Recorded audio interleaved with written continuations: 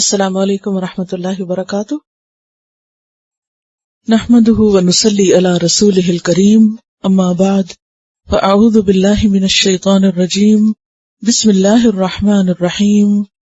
رب اشرح لی صدری ویسر لی امری واحلل عقدۃ من لسانی یفقہوا قولی. سبق نمبر 163، آیت نمبر 105 سے 135 تک. لیسن نمبر 163، آیت 105 سے 135 تک. وَيَسْأَلُونَكَ، اور وہ سوال کرتے ہیں آپ سے، اہل مکہ کی طرف اشارہ ہے. عَنِ الْجِبَالِ، پہاڑوں کے بارے میں. جبل کی جمع، یعنی قیامت کے دن پہاڑوں کا کیا حال ہوگا. اگر ہر چیز ٹوٹ پھوٹ جائے گی تو پہاڑ کس حال میں ہوں گے.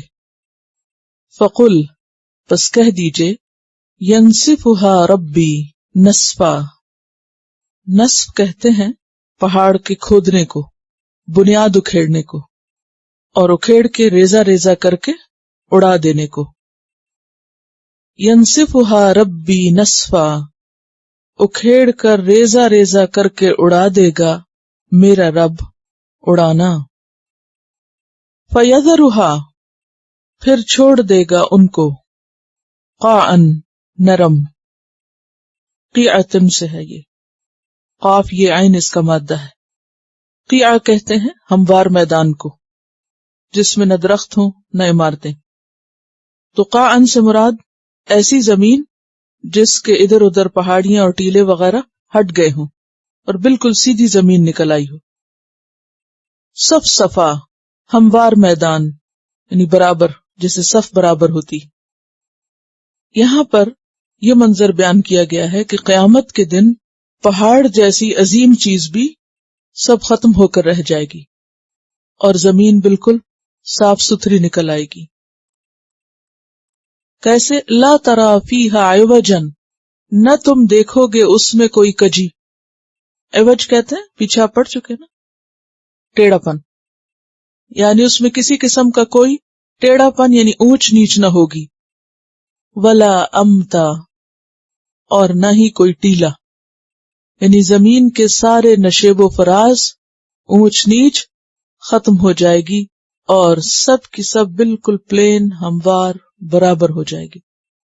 ابھی تو آپ دیکھیں کہ اگر آپ کسی ایک سڑک سے آ رہے ہوں تو عموماً کیا ہوتا ہے، دور کی عمارتیں اگر اونچی جگہ پر ہوں تو وہ ابھری ہوئی نظر آتی ہیں، یا یہ کہ آپ اگر اونچائی پر ہوں اور نشیبی علاقہ جو ہے اس کی پوری آبادی جو ہے وہ آپ کے سامنے آ جاتی ہے. لیکن قیامت کے دن ایسا نہیں ہوگا، بالکل سپاٹ اور سیدھا سب کچھ ہوگا. وہ دن وہ ہوگا یومئذ یتبعون الداعیہ، جس دن وہ پیروی کریں گے پکارنے والے کی. یتبعون کا لفظ جو ہے اتباع سے ہے. اتباع کس کو کہتے ہیں؟ کسی کے پیچھے چلنا. الداعیہ، پکارنے والے کی. دعا یدعو، دعوت سے داعی، پکارنے والا. مراد ہے اسرافیل علیہ السلام جو سور پھونکیں گے. جو ہی سور پھونکیں گے، اور یہاں یوم اذن سے مراد قیامت کا دن ہے اور اس سے مراد اب دوسرا سور ہے. پہلا سور پھونکنے پہ کیا ہوگا؟ ہر چیز ختم ہو جائے گی، تمام انسان، جانور، درخت، پہاڑ، ہر چیز. اور پھر دوسرا سور پھونکنے پر انسان زمین سے نکل آئیں گے اور نکل کر کس طرف جانے لگیں گے؟ جدھر سے آواز آ رہی ہوگی اسرافیل علیہ السلام کی. لا عوج لہ، نہیں کوئی ٹیڑھا پن اس کے لیے. کس کے لیے؟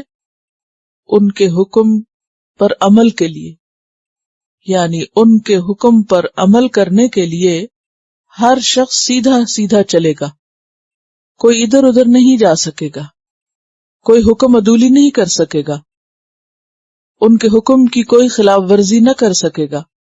سیدھے تیر کی طرح لوگ ان کے پیچھے چل پڑیں گے. وخشعت الاصوات، اور دب جائیں گی آوازیں. خشع خشوع سے ہے، اور خشوع کا کیا معنی ہوتا ہے؟ پست ہو جانا، دب جانا، جھک جانا. دب جائیں گی آوازیں، کس کے لیے؟ للرحمن، رحمان کے لیے، یعنی اس دن کے خوف اور ہیبت کی وجہ سے کوئی شخص اونچا بول بھی نہ سکے گا اور سب کی آوازیں پست ہو جائیں گی۔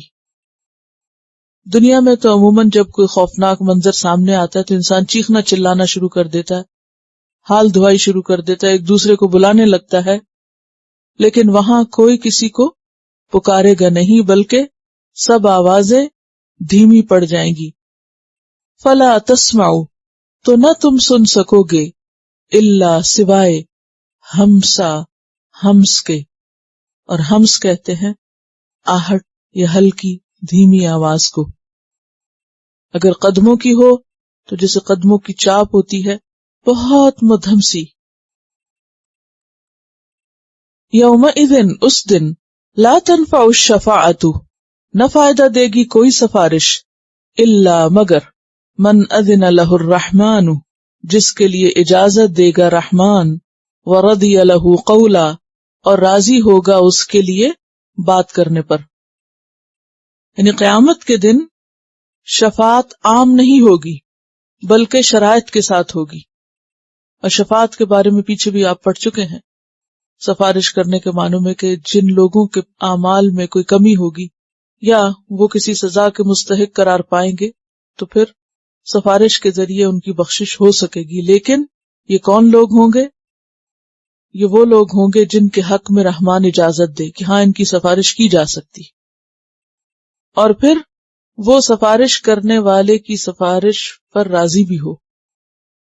تو گویا سفارش کرنے والے کے حق میں بھی راضی ہونا ضروری ہے، اور جس کے لیے سفارش کی جا رہی ہے اس کے لیے بھی۔ یعنی نمبر 1 تو یہ کہ ہر کوئی اٹھ کے سفارش نہیں کر سکے گا، اور نمبر 2 یہ ہے کہ ہر سفارش قبول نہیں ہوگی، الا مگر، من اذن لہ الرحمن، جس کو رحمان بولنے کی اجازت دے، اور پھر جو بولے وہ پسندیدہ ہو، ورضی لہ قولا، یعلم ما بین ایدیہم وما خلفہم، وہ جانتا ہے جو ان کے آگے ہے۔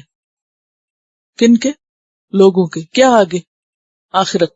وما خلفہم، اور جو ان کے پیچھے ہے، یعنی دنیا چھوڑ کے آئیں گے۔ اگر اس کو قیامت سے پہلے قرار دیا جائے تو پھر یہی معنی بنتا ہے، اور قیامت کے دن اگر اس کا معنی کیا جائے تو مراد بین ایدیہم، یعنی اب سزا یا جزا، وما خلفہم، اور جو دنیا میں وہ پیچھے چھوڑ کر آئے ہیں۔ ولا یحیطون بہ علما، اور نہیں وہ احاطہ کر سکتے، نہیں گھیر سکتے، بہ، ساتھ اس کے، علم کو، یعنی اللہ کے علم کے مقابلے میں بندوں کا علم کوئی معنی اور کوئی حقیقت نہیں رکھتا۔ اللہ بندوں کے دنیا اور آخرت کے تمام معاملات کو خوب جانتا ہے، سب کے حالات کو خوب سمجھتا ہے، اندر باہر سب اس کے سامنے۔ وَأَنَتِ الْوُجُوهُ لِلْحَيِّ الْقَيُّومِ، اور جھک جائیں گے چہرے اس کے لیے جو زندہ ہے، ہمیشہ زندہ رہے گا اور ہمیشہ سے قائم ہے اور قائم رہے گا۔ الحی القیوم ہے، سب کے سب چہرے اس کے سامنے جھکے ہوئے ہوں گے۔ عنت کا لفظ جو ہے عین نون واو سے، عنون، عاجزی اختیار کرنے کے لیے آتا ہے، اور عانی کہتے ہیں عین الف نون یہ اسیر کو، قیدی کو۔ تو کبھی کسی قیدی کو دیکھنے کا اتفاق ہوا، اس کا حال کیا ہوتا ہے؟ اس سے آپ کو زیادہ بہتر بات سمجھ میں آئے گی کہ چہروں کا حال اس دن کیا ہوگا۔ وَعَنَتِ الْوُجُوهُ لِلْحَيِّ الْقَيُّومِ، ایک مجرم کو جب کسی عدالت میں لا کے کھڑا کیا جاتا ہے تو اس کے چہرے پر شرمندگی اور ندامت اور ذلت اور رسوائی اور عاجزی اور بیچارگی اور بے بسی کی جو کیفیت ہوتی ہے وہی یہاں ہوگی لوگوں کی اللہ کے سامنے۔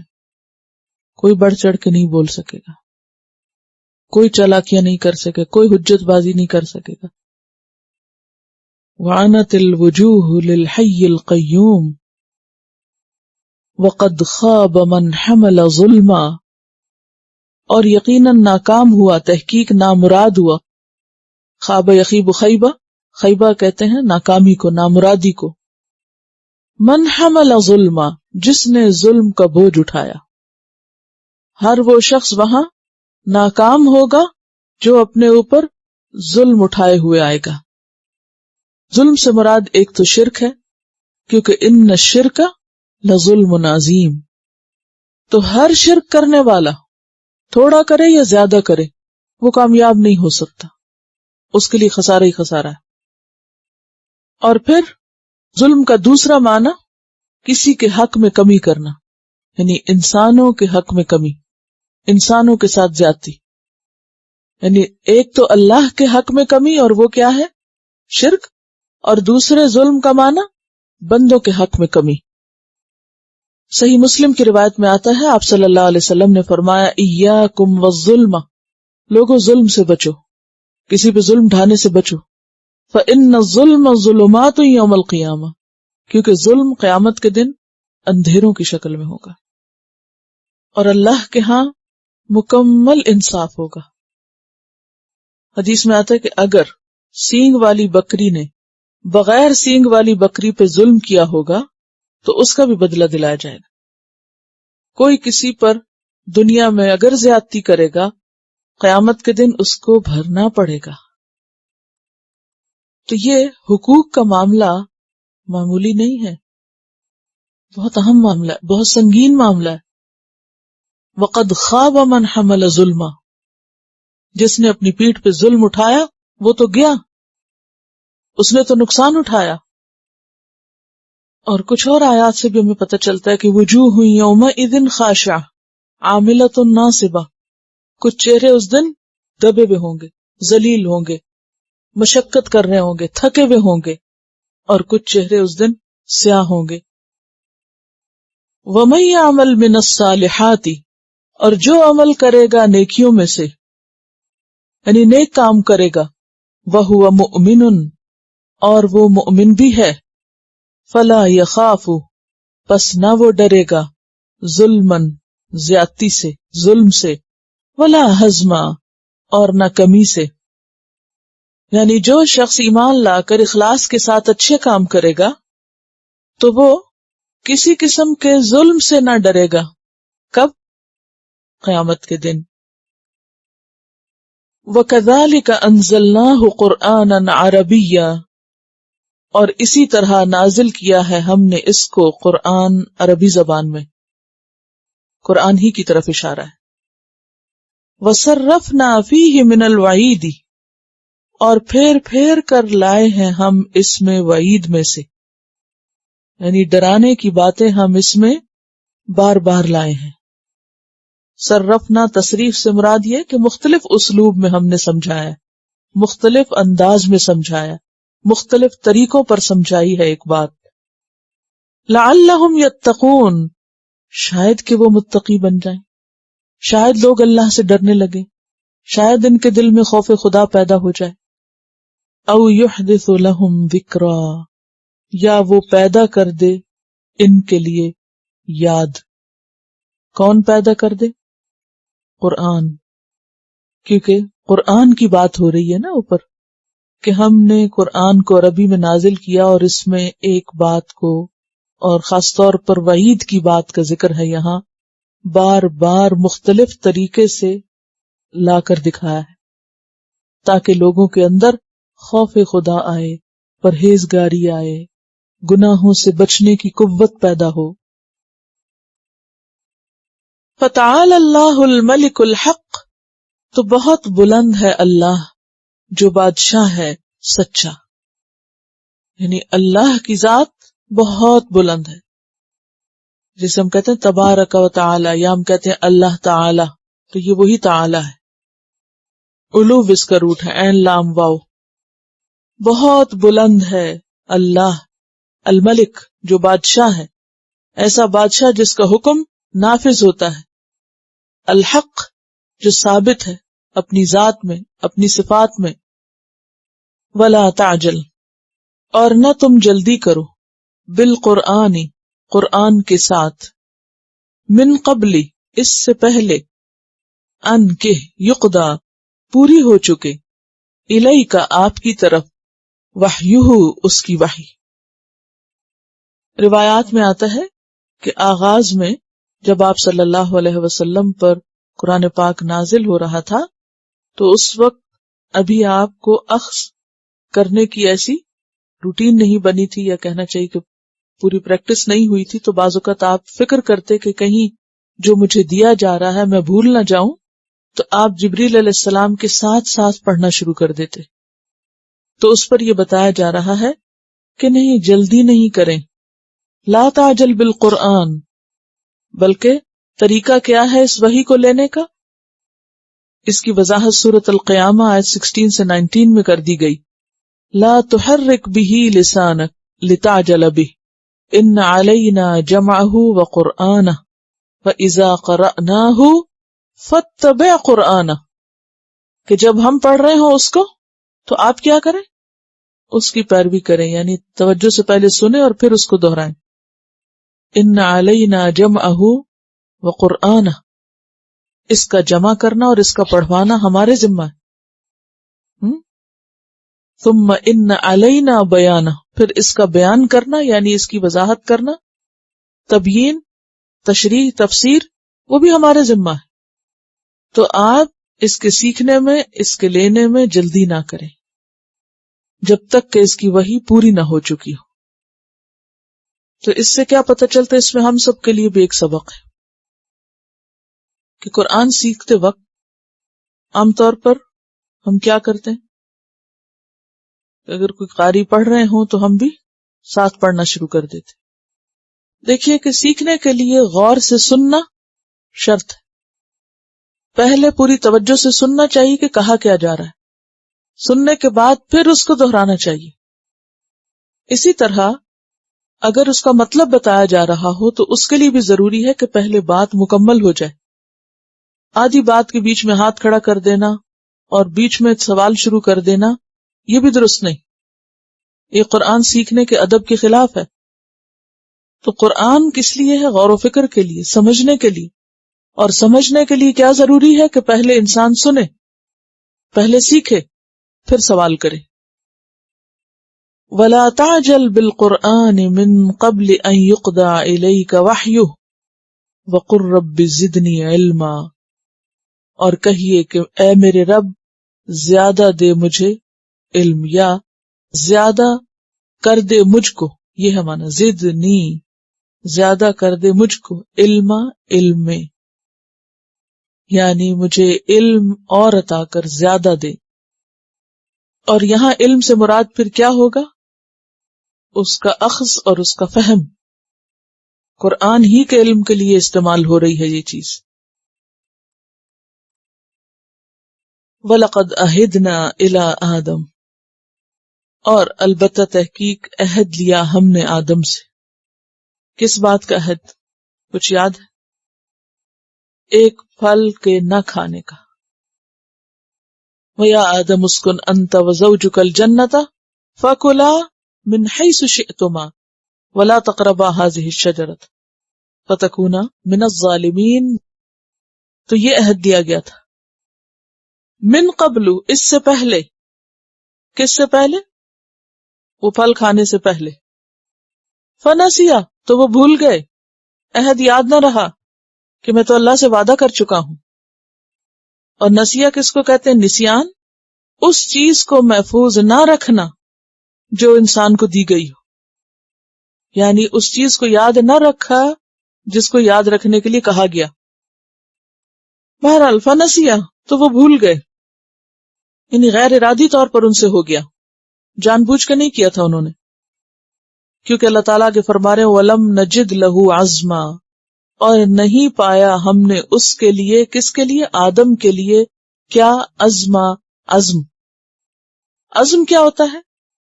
پکا ارادہ، کسی بات کو یاد رکھنے کی کوشش. یہاں لہو سے مراد آدم ہے. ہم نے آدم کے لیے عزم نہ پایا. کس چیز کا عزم؟ نمبر 1، گناہ کرنے کا، وعدہ توڑنے کا. یعنی آدم نے جان بوجھ کے وعدہ نہیں توڑا، بھول ہو گئی تھی. ایک تو یہ معنی ہے. دوسرا معنی یہ ہے کہ آدم نے عہد یاد رکھنے کی صحیح کوشش نہیں کی تھی. ٹھیک ہے، تو عزم سے مراد پکا ارادہ کس چیز کا؟ عہد یاد رکھنے کا. تو اس سے کیا پتہ چلتا ہے کہ کوئی بھی عہد اس وقت نبھایا جا سکتا ہے جب انسان اس کو نبھانے کا پکا ارادہ کرے، اور اگر پکا ارادہ نہ کرے تو عموماً کیا ہوتا ہے؟ بھول جاتا ہے. تو یہاں یہ دونوں معنی بیان کیے گئے. نمبر 1 یہ کہ ایسا نہیں تھا کہ آدم کا ارادہ تھا غلطی کرنے کا، بس وہ بھول گئے. اور دوسرا یہ کہ انہوں نے کوشش نہیں کی. اب یہ کب کی بات ہے؟ من قبلو کی بات ہے، یعنی نبوت سے پہلے، پیدائش کے بعد نبوت سے پہلے یہ ہوا تھا. ابھی قصے کی تھوڑی سی تفصیل ہے. وَإِذْ قُلْنَا لِلْمَلَائِكَةِ اسْجُدُوا لِآدَمَ، اور جب کہا ہم نے ملائکہ سے کہ آدم کو سجدہ کرو، فَسَجَدُوا إِلَّا إِبْلِيسَ، تو سب نے سجدہ کیا سوائے ابلیس کے. ابا، اس نے انکار کیا.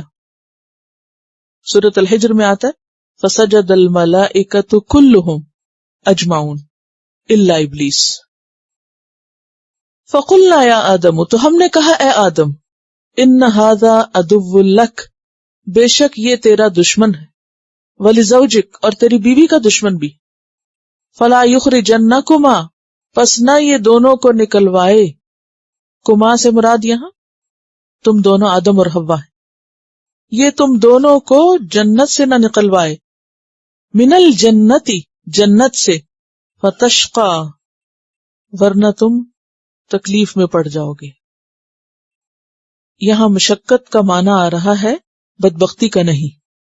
شروع میں نے آپ کو بتایا تھا شین قاف یہ طٰہٰ ما انزلنا علیک القرآن لتشقی کہ 2 معنی ہوتے ہیں، ایک بدبختی کا اور دوسرے مشقت میں پڑنے کا، تھکاوٹ کا، کلفت، تکان. کہ یہ تمہیں جنت سے نہ نکلوائے ورنہ تم مشقت میں پڑ جاؤ گے، مشکل میں پڑ جاؤ گے. ان لکا، بے شک تیرے لیے، اللہ تجوع فیہا، کہ نہ تم بھوکے ہوگے اس میں. تجوع کا لفظ جیم واو عین سے ہے. جوع کہتے ہیں بھوک کو. فیہا، اس میں، کس میں؟ جنت میں. یعنی جنت میں تو تم کبھی بھوکے نہ رہو گے. ولا تعرا، اور نہ تم ننگے رہو گے. عین رے یہ اور یعنی اسی سے، یعنی جنت کا نقشہ کھینچا جا رہا ہے کہ جنت ایسی جگہ ہے کہ جہاں انسان نہ بھوکا رہ سکتا نہ ننگا، یعنی ننگا بھوکا نہیں ہوگا، اس کی ساری ضروریات پوری ہوں گی. وَأَنَّكَ، اور بے شک تو، لا تظمأ فیہا، نہ تم پیاسے ہوگے اس میں. تظمأ کا لفظ جو ہے زوئے، میم اور حمزہ سے، ظمأ ان پیاس کو کہتے ہیں. نہ تم اس میں پیاسے ہوگے. ولا تدحا، اور نہ تمہیں دھوپ ستائے گی. تدحا کا لفظ دحا سے ہے، ضاد ہا یا. دحا کس کو کہتے ہیں؟ چاشت کے وقت کو، اور چاشت کے وقت دھوپ اچھی طرح نکل چکی ہوتی ہے. ولا تدحا، اور نہ تجھے دھوپ کی تپش ستائے گی. فوسوس الیہ الشیطان، تو وسوسہ ڈالا اس کو شیطان نے. کس کی طرف اشارہ؟ آدم علیہ السلام کی طرف. قال، کہا، یا آدم، اے آدم، ہل ادلک، کیا میں تیری رہنمائی کروں؟ ادلک کا لفظ جو ہے دال لام لام سے ہے. دل یدل، دلیل اسی سے، کسی کو دلیل دینا. اور دلیل کس لیے ہوتا ہے؟ بات کو واضح کرنے کے لیے. اور دلال کون ہوتا ہے؟ دلال جو دلالی کرتا ہے، بروکر کو، یعنی جو رستہ دکھاتا ہے آپ کو. حل ادلک، کیا میں رہنمائی کروں تمہاری، تمہیں رستہ بتاؤں؟ علی شجرۃ الخلد، شجرۃ الخلد کا، تم چاہتے ہو کہ میں تمہیں شجرۃ الخلد کا پتہ بتاؤں، جس کو کھا کے تم ہمیشہ زندہ رہو گے، جوان رہو گے، کبھی بوڑھے نہ ہوگے، مرو گے نہیں. وملک لا یبلا، اور ایسی بادشاہت جو زوال پذیر نہ ہوگی. یبلا کا لفظ جو ہے نا بے لام یہ سے ہے، پرانا ہونا. بالی کہتے ہیں پرانے کو، عظامن بالیہ، پرانی ہڈیاں. یعنی ایسی بادشاہت جو کبھی پرانی نہ ہوگی. اب آپ دیکھیے کہ آدم علیہ السلام سے اللہ تعالیٰ نے وعدہ لیا اور ان کو بتا بھی دیا کہ دیکھو شیطان سے بچ کے رہنا اور اس درخت کا پھل نہ کھانا، لیکن شیطان اپنے طریقے پر آیا ان کے پاس. فوسوس لہما الشیطان لیبدی لہما ما بوریا من سوآتہما. اور پھر اگلا مرحلہ کیا تھا؟ وقاسمہما، قسمیں کھائیں ان کے لیے، اور فدلاہما بغرور، دھوکے سے ان کو پھسلا لے گیا. اور اس میں آپ دیکھیے کہ اس کا انداز دیکھیے ذرا. یا آدم هل ادلک علی شجرۃ الخلد وملک لا یبلی. اگر کوئی آپ کو آ کے کہے تو آپ دیر لگائیں گے؟ فوراً نہ پہنچ جائیں وہ خریدنے کے لیے یا اس جگہ پر. یعنی اگر ہمیں کوئی بتائے کہ فلاں درخت یا فلاں جڑی بوٹی یا فلاں دوا فلاں چیز کھانے سے انسان بوڑھا نہیں ہوتا یا مرتا نہیں، کون پیچھے رہے گا؟ کوئی پیچھے نہیں رہے گا. شیطان نے وار ہی ایسا کیا تھا، ایسا سبز باغ دکھایا تھا کہ انہیں بھول گیا اور انہوں نے جلدی کی. یہ جلدی کی بات ہو رہی ہے کہ ہاں ضرور بتاؤ، کیوں نہیں. اب وہ بھول گئے کہ کہیں وہی درخت نہ ہو، وہ تو خیال میں ہی نہیں رہا. هل ادلک علی شجرۃ الخلد وملک لا یبلی. اور اس ایکسائٹمنٹ میں وہ اصل بات یاد ہی نہ رہی. ہم بھی اللہ کے حکم کب بھولتے ہیں، کب ہم سے غلطیاں زیادہ ہوتی ہیں. جو چیز ہمیں اٹریکٹ کرتی ہے، جو چیز ہمارے دل کو لگتی ہے، ہم اچھل پڑتے ہیں اور ایکسائٹڈ ہو جاتے ہیں، اور پھر نہ آؤ دیکھتے نہ تاؤ، نہ دیکھتے حلال ہے نہ حرام، جائز ہے یا ناجائز ہے، سب جا رہے ہیں ادھر، ہم بھی بھاگ پڑتے ہیں. یہی ہوتا ہے نا، یہ جو ہیسٹ ہے نا، یہی ہے سبب ویسٹ کا. یہ جو جلد بازی ہے یہ انسان کو کہیں کا نہیں چھوڑتی. ہم دوسروں کے بارے میں کتنی جلدی ججمنٹل ہوتے ہیں، کتنی جلدی فیصلے کر لیتے ہیں. بات کی تہہ تک پہنچے بغیر ہم شیطان کے وسوسے میں آ کر فوراً بدگمانی کر کے بیٹھ جاتے ہیں کہ یہی وجہ ہوگی. پھر کیا ہوتا ہے؟ شیطان آتا ہے، وسوسہ ڈالتا ہے، بدگمانی ڈالتا ہے، پھر ہم اس کو پکا کرنا شروع کر دیتے ہیں، پھر اس کے اوپر ایک خود ساختہ عمارت بناتے ہیں اور پھر اس میں رہنے لگتے ہیں، پھر اس سے نکلنا ہی نہیں چاہتے. اور اس طرح شیطان آ کے یوں گھیرتا ہے، ایسے پندے میں ڈالتا ہے کہ انسان کو بھول ہی جاتا ہے کہ وہ اصل حکم کیا تھا اور کرنے کا کام کیا تھا. تو بہت سی خرابیاں جو ہے وہ جلد بازی سے ہوتی ہیں. فَأَكَلَا مِنْهَا، دونوں نے کھا لیا، اس سے کھا بیٹھے اس سے، اور کھاتے گئے تو کیا ہوا؟ فَبَدَتْ لَهُمَا سَوْآتُهُمَا، تو ظاہر ہو گئی ان دونوں کے لیے ان کی شرمگاہیں. سوآت سوءتن سے، اور سوء کس سے ہے؟ سوء سے، عیب، برا فعل. یعنی شرمگاہ کو ننگا کرنا کیا ہے؟ عیب کی بات ہے، برا کام ہے. سوآتہما وطفقا، اور وہ دونوں لگے یخصفانے، چپکانے.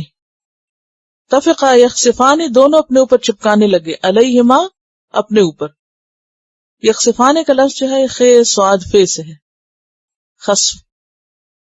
خصف بیسیکلی چمڑے کا ایسا ٹکڑا جس پہ دوسرا رکھ کے جوتا بنایا جاتا ہے.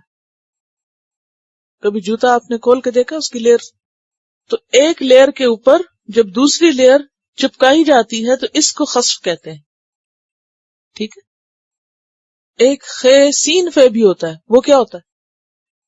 دھسنا. ٹھیک ہے. یہ خے سواد فے ہے، چپکانا، چمڑے کی ایک لیئر پر دوسری لیئر چپکانا. تو آدم اور حوا بھی کیا کرنے لگے؟ جب ان سے جنت کے لباس اتروا لیے گئے تو وہ اپنے اوپر جنت کے درخت کے پتے چپکانے لگے تاکہ اپنی شرمگاہوں کو، قابل شرم حصوں کو چھپا سکیں. وَتَفِقَا يَخْصِفَانِ عَلَيْهِمَا مِنْ وَرَقِ الْجَنَّةِ، اور ورقہ کہتے ہیں پتے کو، جنت کے پتوں سے. یہ جو ورقہ ہے نا آپ کا کاغذ کا، کتاب کا، تو یہ بھی بیسیکلی دیکھا جائے تو لیف ہے نا، اور اسی سے لیف لیٹ بھی ہوتا ہے. وَعَصَىٰ آدَمُ رَبَّهُ، اور نافرمانی کی آدم نے اپنے رب کی. یعنی کہا نہ مانا. یہاں کس کو نافرمانی کہا جا رہا ہے؟ بھول کو، بھول جانے کو. ربہ، اپنے رب کی. فغوا، تو وہ بے راہ ہو گئے. الغی کہتے ہیں غین یا غی کہتے ہیں راستے سے ہٹنے کو، اور حصول مقصد میں ناکام ہونے کو، یعنی اپنا مقصد نہ پا سکے یا سیدھی راہ سے ہٹ گئے، یا یوں کہنا چاہیے کہ ان کا سٹیٹس بدل گیا، سکھ سے دکھ کی طرف آ گئے، اللہ کی رضامندی سے ناراضگی کی طرف آ گئے. سوال یہ پیدا ہوتا ہے کہ کیا بھولنا اتنی سخت بات ہے؟ اور بھول کو یہاں عصا اور غوا کہا جا رہا ہے. ایک بھول ہی تو تھی، جان بوجھ کے تو نہیں کیا تھا. لم نجد لہو عزما، ان کا برائی کرنے کا کوئی ارادہ نہیں تھا، بھول تھی. کیا بھول بھی قابل مواخذہ ہوتی ہے؟ کیا بھول بھی قابل مواخذہ ہوتی ہے؟ ہو سکتی ہے، اور بعض لوگوں کے حق میں اور ہو سکتی ہے، کیونکہ پیغمبر اللہ نے جن کو بڑا مقام دیا ہوتا ہے ان کی چھوٹی چیزیں بھی قابل مواخذہ ہوتی ہیں.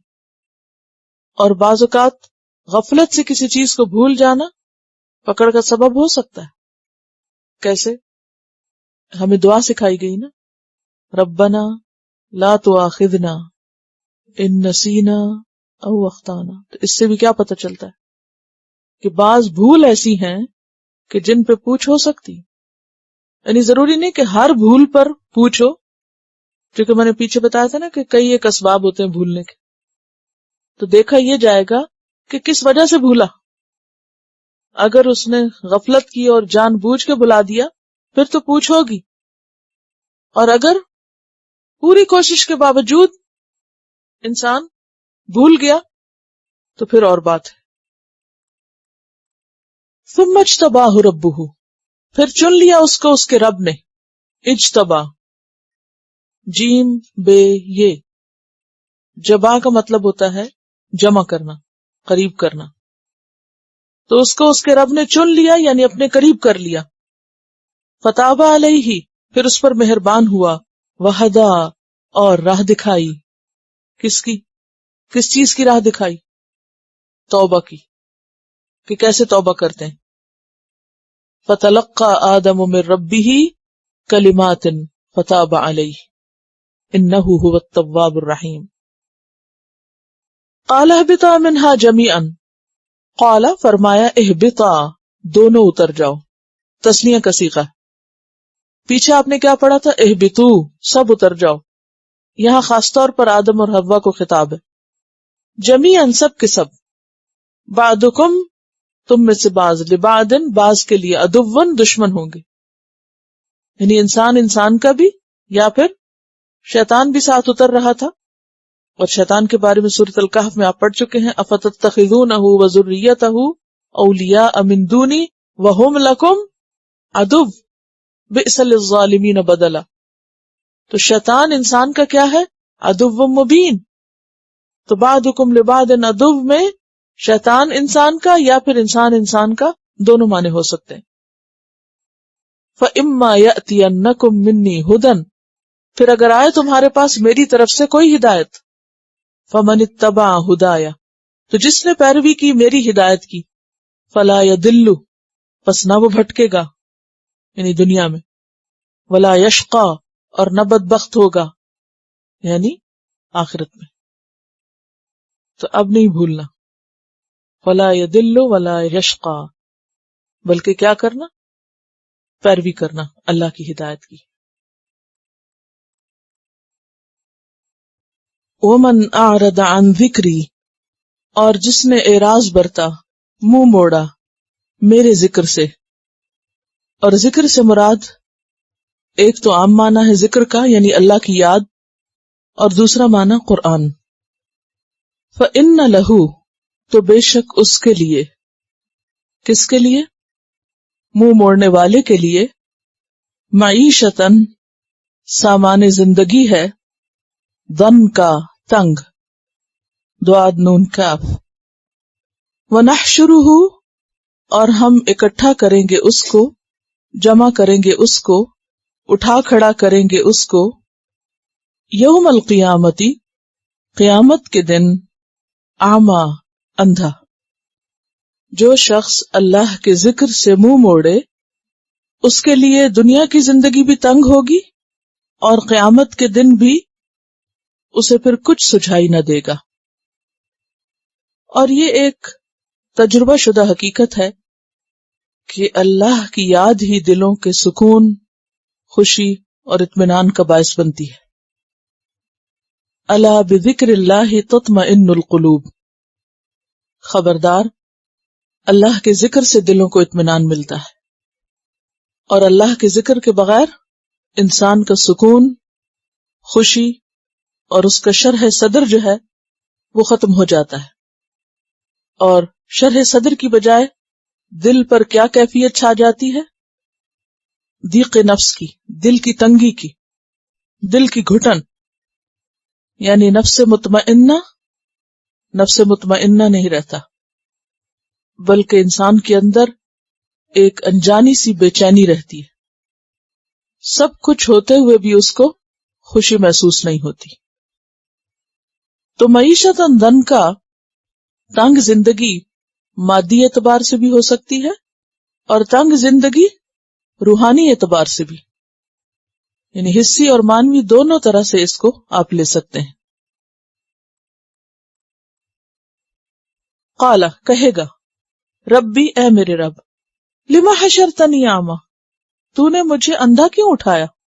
وقد کنت بصیرا، حالانکہ تحقیق میں دیکھنے والا تھا، میں تو دیکھتا تھا، اچھا بھلا دیکھنے والا تھا، میری نظریں تو بہت تیز تھی، یہ کیا ہوا؟ قال، اللہ تعالیٰ جواب دے گا، فرمائے گا، کذالک، اسی طرح، یعنی تو اندھا اس لیے ہوا ہے جس طرح اتت کا آیاتنا، آئی تھی تیرے پاس ہماری آیتیں، اور آیات کس کی ہوتی ہیں؟ قرآن کی یا پھر کائنات کی۔ آیات دو طرح کی ہیں نا، کونی اور شرعی، یعنی کہ یا تو قرآن کی آیات مراد ہیں یہاں، یا پھر جو بھی کائنات میں اللہ کی نشانیاں ہیں جن کو دیکھ کے انسان اللہ کو یاد کرتا ہے، بے اختیار اللہ کی یاد آتی ہے، وہ اللہ نے نشانیاں ہر انسان کے سامنے کھول کے رکھی، اور قرآن کی آیتیں بھی آئیں۔ فَنَسِیتَهَا، پس تم نے ان کو بھلا دیا، نظر انداز کیا، چھوڑ دیا۔ اگر کائنات کی نشانیاں ہوں تو مراد یہ کہ جیسے سورۃ یوسف میں آتے کتنے ہی لوگ ان پہ گزرتے رہتے ہیں اور وہ ان سے غافل ہیں، انہیں دیکھ کے خدا یاد نہیں آتا۔ اور قرآن کی آیات ہوں تو کیا مانا ہے کہ انسان قرآن کو یا تو پڑھے ہی نہ، اور یا پڑھ کے بھلا دے۔ فَنَسِیتَهَا، نسیان کیا ہوتا ہے؟ یعنی کسی چیز کو جو اسے دی گئی تھی، ابھی پیچھے میں نے اس کی وضاحت کی نا، اس سے غافل ہو جانا، اس کو چھوڑ دینا۔ تو نے قرآن کو چھوڑ دیا تھا، بھلا دیا تھا، یا تو اٹھا کے ہی نہیں دیکھا، بھولے رہے، یاد ہی نہیں آئی قرآن کی، اور یا پھر پڑھ کے بھلا دیا، دونوں چیزیں ہو سکتی۔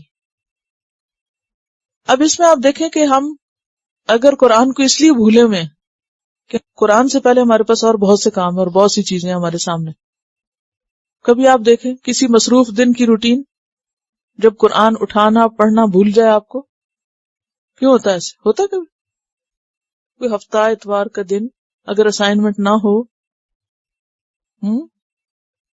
عام طور پہ ہم سب اپنا حساب خود کر سکتے ہیں، کسی اور کے بارے میں نہیں، اپنے اپنے بارے میں سوچیں کہ ہمیں کیوں بھول جاتا ہے۔ اوہ اچھا پڑھتی ہوں، ابھی پڑھتی ہوں، ابھی صبح سویرے اٹھے یہ نیت ارادہ بھی لے کے کہ اچھا پڑھتے ہیں، ابھی پھر کیا ہوا، کوئی کام یاد آ گیا، چلو پہلے یہ کر لیتے، اچھا میرا خیال ہے پہلے یہ بھی کر لیتے پھر آرام سے پڑھیں گے، پھر آرام دوپہر میں بدل جاتا ہے، اتنے میں اور مصروفی شغل، پھر خیال ہے کہ سب جھنجٹ سے فارغ ہو کے رات کو پڑھیں گے، رات کو نیند آ جاتی، گیا بھول گیا۔ تو اگر زندگی کا ایک دن ہم ایسے گزارتے ہیں تو بعض لوگوں کی پوری زندگی، اچھا آپ پڑھ لیں گے، آپ سمجھ لیں گے، آپ دیکھ لیں گے، اچھا پہلے یہ کر لیں پھر یہ کر لیں، ٹال مٹول سے کام لینا۔ تو یہاں کیا ہے؟ فنسیتہا، اور نسیان یہاں اصل معنی بھی ہو سکتا ہے اور نظر انداز کرنے، اگنور کرنے کے معنوں، جیسے جانتے ہی نہ ہو، اجنبیت کے معنوں میں، یعنی جیسے کوئی شخص کسی کو نہ جانے، انجان بن جائے اس سے، تو کیا ہوتا ہے؟ مثلا کوئی شخص آپ کے سامنے ہے، آپ کہتے ہیں میں دیکھا ہوا لگتا ہے، پھر آپ کو یاد بھی آ جاتا ہے، لیکن آپ جب چاہتے نہیں کسی سے ملنا تو کیا کرتے ہیں؟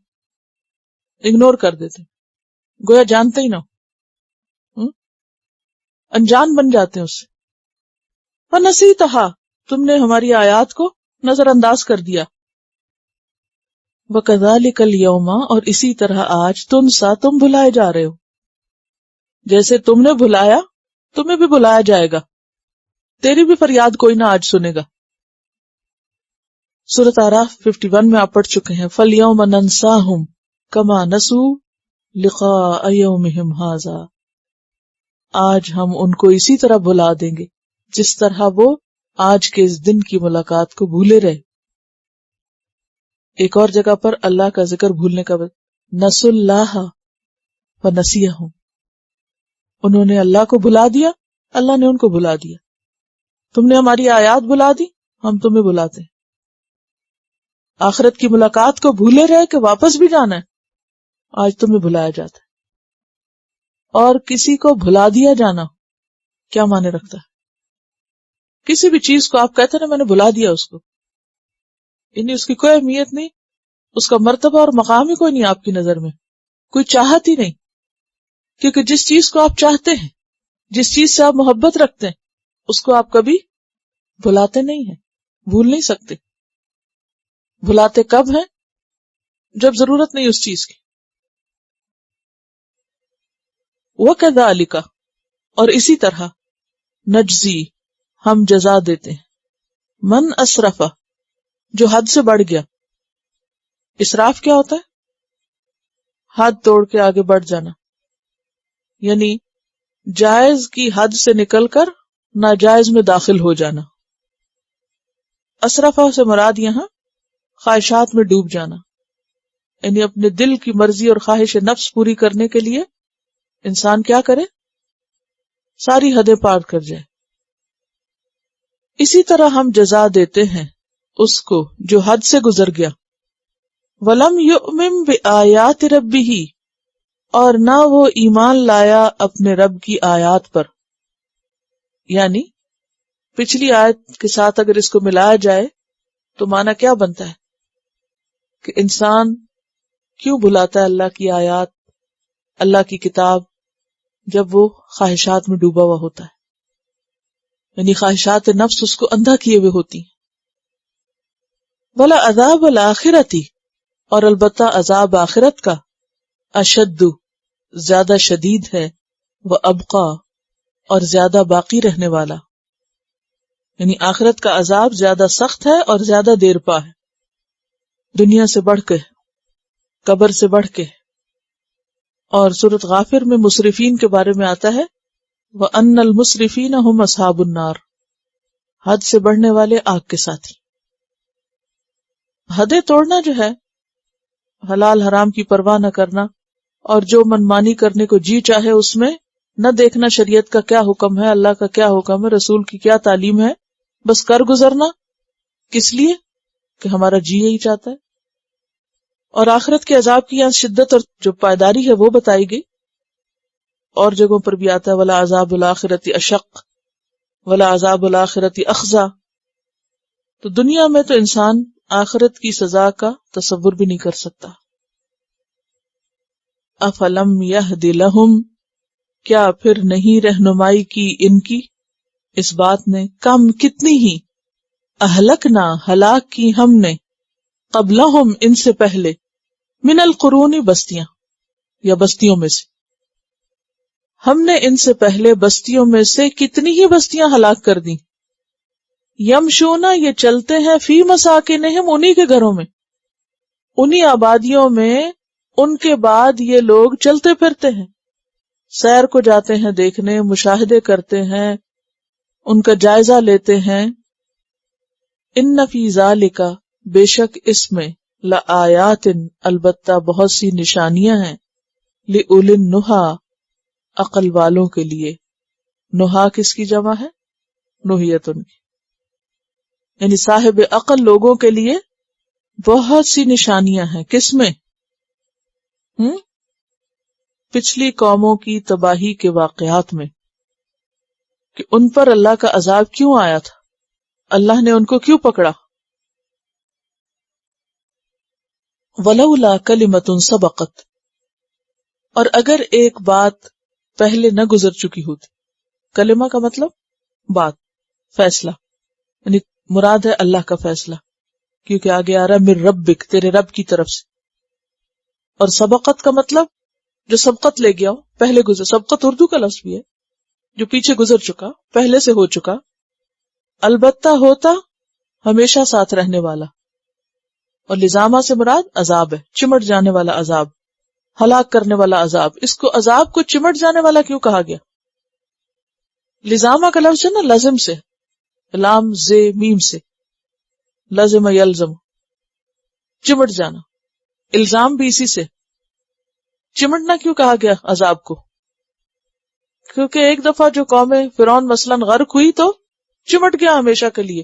اب کسی بھی طرح ان سے آپ اس مصیبت کو چھڑا نہیں سکتے، اس لیے عذاب کو لزام کہا گیا یہاں، چمٹ جانے والی چیز. وَأَجَلٌ مُّسَمًّى، اور مقرر مدت.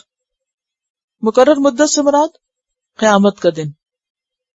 تو اس کو آپ یوں سمجھیں گے کہ وَلَوْلَا كَلِمَةٌ سَبَقَتْ مِن رَبِّكَ وَأَجَلٌ مُّسَمًّى لَكَانَ لِزَامًا، کہ اگر تیرے رب کا فیصلہ پہلے نہ ہو چکا ہوتا. کیا فیصلہ کیا اللہ نے؟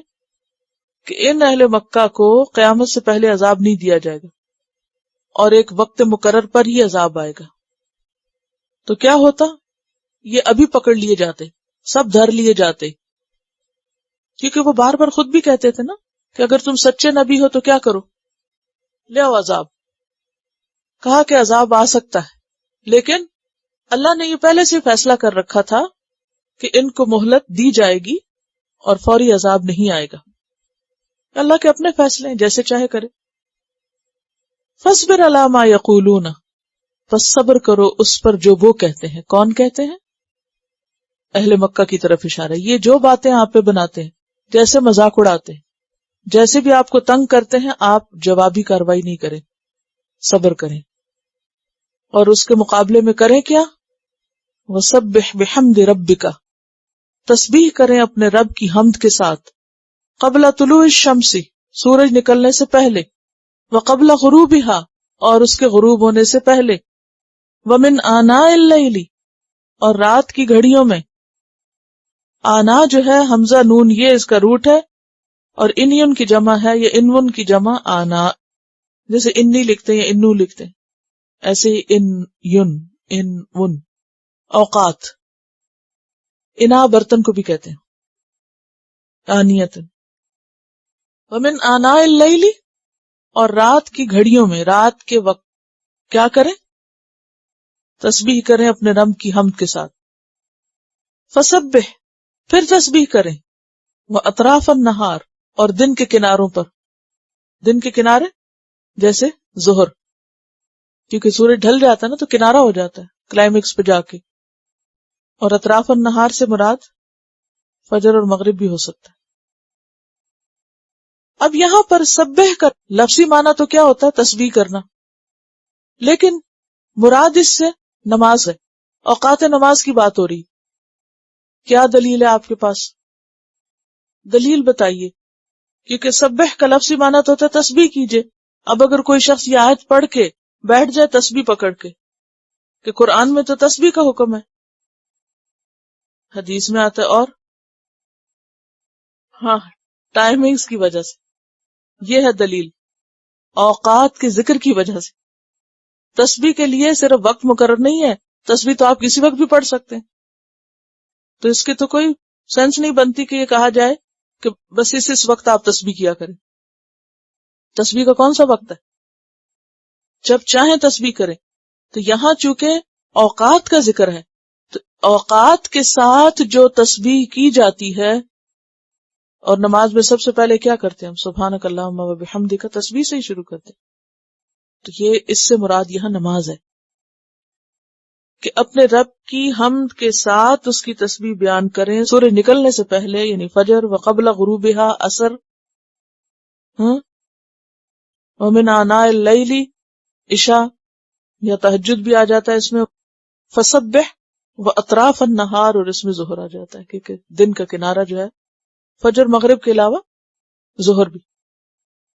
لعلک ترضی، تاکہ تو خوش رہے، راضی رہے. اس سے کیا پتہ چلتا ہے کہ لوگ جب باتیں بنائیں، تکلیف دیں، پریشان کریں، تو ایک حل کیا ہے کہ آپ بھی جواب میں ایک کی دو سنائیں. ایک ریاکشن یہ ہو سکتا ہے، اور دوسرا کیا کہ اس کو آپ اگنور کریں اور دوسرا کام کریں، اور وہ کیا ہے؟ نمازوں کی پابندی کریں. نتیجہ کیا ہوگا؟ لعلک ترضی. اور یہ وہی بات ہے نا کہ الا بذکر اللہ تطمئن القلوب. تو نماز جو ہے یہ انسان کو اتنی قوت، اتنی اسٹرینتھ اور ایسا یقین دیتی ہے کہ جس سے انسان لوگوں کی باتوں سے پہنچنے والی تکلیف کو بھول جاتا ہے. اور پھر راضی ہونا جو ہے صرف لوگوں کی باتوں کے مقابلے میں راضی ہونا نہیں، بلکہ اس سے مراد کیا ہے کہ انسان اپنے حال پر راضی، کہ اللہ تو جس حال میں رکھے میں راضی، اللہ سے راضی، یا اللہ یہ تیرے فیصلے ہیں میں راضی، جو تو مجھے عمل کرنے کے لیے کہے میں اس پہ راضی، اپنی تقدیر پہ راضی. وَلَا تَمُدَّنَّ عَيْنَيْكَ، اور نہ تم لمبی کرو اپنی دونوں آنکھیں. مد کس کو کہتے ہیں؟ لمبائی کے رخ کھینچ کر لمبا کرنا، دراز کرنا، دیر تک کسی چیز کو دیکھتے رہنا، دلچسپی سے دیکھنا، یہ مراد ہے. کس چیز کو دلچسپی سے نگاہ بھر کے اور بہت زیادہ نہ دیکھو، اِلیٰ مَا مَتَّعْنَا بِهِ، طرف اس کے جو مال اسباب دیے ہم نے ساتھ اس کے، ازواجا منہم، ان میں سے مختلف طرح کے لوگوں کو، دنیا کے مختلف لوگوں کو، طرح طرح کی جو دنیاوی نعمتیں ملی ہوئی ہیں ان کو دیکھ کر حسرت نہ کرو کہ ان کو تو اتنی زیادہ دنیا مل گئی. کیا ہے یہ دنیا؟ زہرت الحیات الدنیا، دنیا کی زندگی کی رونق. زہرہ، زہرہ کیا ہوتا ہے؟ رونق، زینت، تری، تازگی. زہرہ پھول کی کلی کو بھی کہتے ہیں، گلاب کی کلی کے لیے بھی زہرہ آتا ہے، کیونکہ اس میں کیا ہوتا ہے؟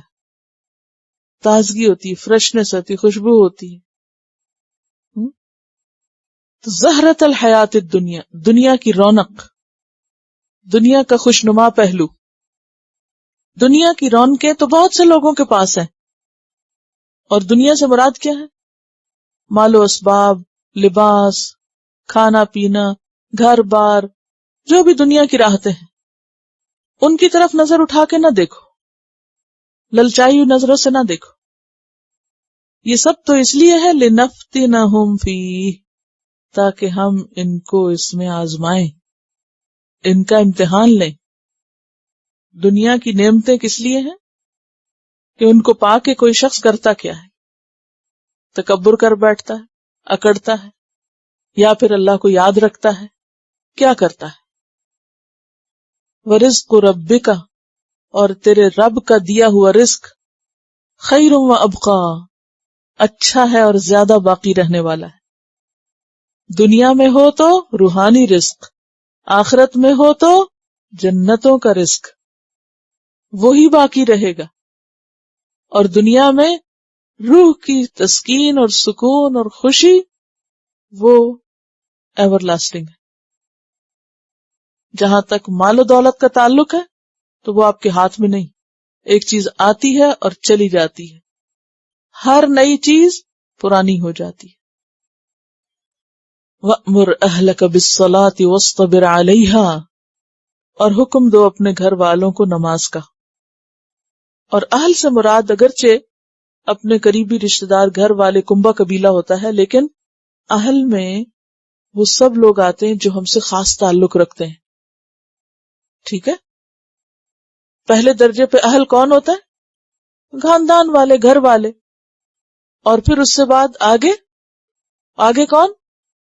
دوست، احباب، رشتہ دار، برادری، کنبہ، قبیلہ، خاص تعلق رکھنے والے، جس کہتے ہیں نا اہلیت رکھنا اور اہل قابل ہونا، وہ بھی اسی سے ہی. اس سے مراد آپ کو یہ نہیں کہا جا رہا کہ صرف اپنے گھر والوں کو نماز کے لیے کہیے اور باقیوں کو نہ کہیے. آپ کو کیا حکم تھا؟ سب کو بتائیے، سب کو کہیے. وَاسْتَبِرْ عَلَيْهَا، خود بھی پابندی کیجیے. کیا آپ پابندی نہیں کرتے تھے؟ کرتے تھے، لیکن عمومی خطاب ہو جاتا ہے پھر. تو ہمیں بھی کیا کرنا ہے؟ گھر والوں کو بھی اور خود بھی اس پہ قائم رہیں. لا نسألک رزقا، ہم تم سے کوئی رزق نہیں مانگتے، ہمیں دنیا کا مال نہیں چاہیے تم سے. ہم یہ نہیں دیکھیں گے قیامت کے دن کہ تمہارے پاس کتنے گھر اور کتنی گاڑیاں تھیں، کتنی جائیدادیں تھیں. ہم اس کا سوال نہیں کریں گے. لا نسألک رزقا نحن نرزقک، یہ رزق تو ہم دیتے ہیں. والعاقبۃ، اور انجام کار، للتقوی، تقوی کے لیے. آخرت اچھی کس کی ہے؟ جس کے پاس تقوی ہے، اللہ کا ڈر ہے. وقالو، اور وہ کہتے ہیں، لولا یاتینا بآیۃ من ربی، کیوں نہیں لے کے آتا ہمارے پاس کوئی نشانی اپنے رب کی طرف سے. کون سی نشانی؟ کوئی معجزہ، جیسے عاد و سمود کے پاس آیا. اولم تأتہم، کیا نہیں آئی ان کے پاس بینۃ، تو واضح بیان، دلیل، ما فی الصحف الاولی، جو پہلے صحیفوں میں آیا. پہلے صحیفوں سے مراد تورات، زبور، انجیل اور دیگر صحیفے. اس میں کیا تھا؟ کیا نشانی تھی؟ اہل مکہ کس نشانی کے لیے کہتے تھے؟ نشانی کیوں مانگتے تھے؟ سبب کیا تھا؟ وجہ کیا تھی؟ کہ اپنی نبوت کو ثابت کرو. کس نشانی کا مطالبہ کرتے تھے؟ نبوت کے ثبوت کی نشانی کا. ٹھیک ہے، تو کہا جا رہا ہے کہ نبوت کا ثبوت مانگتے ہو. جو پچھلی کتابوں میں آیا ہے آپ کے بارے میں نشانیاں اور نبوت کا ثبوت، وہ کافی نہیں؟ وَلَوْ أَنَّا أَهْلَكْنَاهُمْ بِعَذَابٍ مِّن قَبْلِهِ، اور اگر بے شک ہم ہلاک کر دیتے ان کو ایک عذاب سے، اس سے پہلے ہی، یعنی آپ کے دنیا میں آنے سے پہلے ان کو ہم پکڑ لیتے. لقالو، تو یہ کیا کہتے؟ البتہ وہ کہتے، ربنا، اے ہمارے رب، لولا ارسلت الینا رسولا، کیوں نہیں تو نے بھیجا ہماری طرف کسی رسول کو. فنتبع، تو ہم پیروی کرتے، آیات کا، تیری آیات کی. یعنی ان اہل مکہ کو یا اور باقی لوگوں کو تیرے دنیا میں آنے سے پہلے، نبی بننے سے پہلے ہی ہم کسی عذاب سے ختم کر دیتے. جیسے وہ اصحاب الفیل کا واقعہ ہوا تھا، وہ جو ہاتھیوں والے کئی ہزار کا لشکر لے کے پہنچ گئے تھے مکہ، سب ان کو ختم کر دیتے. تو قیامت کے دن یہ کیا کہتے؟ ربنا لولا ارسلت الینا رسولا، تو نے ہمارے پاس رسول کیوں نہیں بھیجا؟ ہمیں بھی رسول چاہیے تھا. فنتبع آیاتک، ہم تیری آیات کی پیروی کرتے، من قبل، اس سے پہلے، ان نذل، کہ ہم ذلیل ہوتے، ونخزا، اور ہم رسوا ہوتے. ذلیل ہونا ہوتا ہے اپنی نظروں میں، اور رسوا ہونا ہوتا ہے دوسروں کی نظروں میں. تو اس لیے نذل اور نخزا کا لفظ آیا ہے. تو اللہ تعالیٰ فرماتے ہیں کہ اگر ہم پیغمبر کے آنے سے پہلے ان کو پکڑ لیتے تو پھر کیا کہتے؟ کوئی رسول ہی نہیں آیا اور ہمیں بتائے بغیر پکڑ لیا گیا، ہمیں کوئی وارننگ تو دی جاتی. یہ ایسے ہی نا کہ جیسے کسی کو پہلے کچھ بتایا نہ جائے اور پھر وہ غلطی کرے تو اسے پکڑ لیا جائے، تو وہ کیا کہے گا؟ بھی تم مجھے بتاتے تو صحیح. بعض اوقات ایسا ہوتا ہے نا، جیسے کوئی ممنوع ایریا ہوتا ہے اور آپ اچانک اس میں جا پاؤں رکھتے ہیں اور ایک دم پکڑے جاتے ہیں، تو آپ کہتے بھی کیا ہوا، تم نے یہاں پاؤں کیوں رکھا؟ کب مجھے بتایا تھا کہ یہاں نہیں پاؤں رکھنا. تو اسی قسم کی کنڈیشن کہ اگر آپ صلی اللہ علیہ وسلم کے آنے سے پہلے ان کی شامت آ جاتی تو کہتے کہ رسول نہیں آیا. اور اب رسول آیا ہے تو اب کیا کر رہے ہیں؟ قل کل متربص، کہہ دیجئے ہر ایک، ہم اور تم سب، متربص، انتظار کر رہا ہے۔ رے بے سواد کہاں پڑا تھا؟ والمطلقات یتربصن، متربص، کہہ دیجئے کہ ہر ایک انتظار کر رہا ہے۔ فتربصوا، تم سب بھی انتظار کرو۔ فستعلمون، پس ان قریب تم جان لوگے، من، کون، اصحاب الصراط السوی، اصحاب ساتھی ہیں، صاحب کی جمع، الصراط راستے کے، السوی سیدھے، یعنی سیدھے راستے پہ چلنے والے کون ہیں۔ اور سوی کس کو کہتے ہیں؟ پیچھے پڑھا آپ نے، برابر، ہموار، واضح، افراط و تفریط سے پاک، اونچ نیچ سے خالی، سیدھا، اسٹریٹ۔ کون سیدھے راستے پہ چلنے والے ہیں؟ وَمَنِ اهْتَدَىٰ، اور کون راہ پا گئے۔ راستے پہ چلنے کے بعد اہتدا کیوں آیا؟ منزل تک پہنچنے والے ہیں، یہ مراد ہے، یعنی کون سیدھے راستے پہ جا رہے ہیں اور کون منزل تک پہنچتے ہیں۔ یعنی آج تو تمہیں یقین نہیں آ رہا کہ میں تمہیں جس راستے کی طرف بلا رہا ہوں وہ راستہ تمہارے فائدے کا ہے، لیکن کل کیا ہوگا؟ کل تم کو معلوم ہو جائے گا کیا کہ غلطی پہ کون تھا اور صحیح راستے پر کون تھا۔ چلیے تلاوت سنتے۔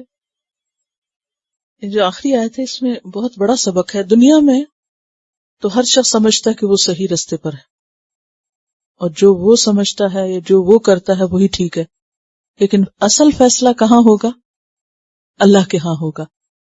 لہذا ہم سب کی کوشش یہ ہونی چاہیے کہ ہم اس کی نظر میں سچے ہوں اور اس کے بتائے ہوئے راستے پر چلنے والے ہوں۔ سبحانک اللہم و بحمدک نشہد ان لا الہ الا انت نستغفرک و نتوب الیک۔ السلام علیکم و رحمۃ اللہ وبرکاتہ۔ Quran vocabulary 100%. The best application to understand Quran. Study with flashcards. Word list. Learn 25% of Quran vocabulary in 7 days. Multiple MCQs to practice and test vocabulary. Single choice. Multiple choice. True, false. Bookmark difficult words. Study wrongly answer words. Test your skills. 12 essential grammar lessons at Learn Quranic Grammar. You can select number of word to study from bookmarks. Select number of times wrongly answered words for study. Test your skills with multiple choice flashcard, true, false, matching words and single choice MCQs. Grammar lessons are available in PDF format. Native Quranic and Urdu fonts. Available at Google Play and Apple App Stores. Download it today to contribute in the Islamic Apps Development Project. Quran vocabulary 100% in Urdu. Visit smartappsweb.com.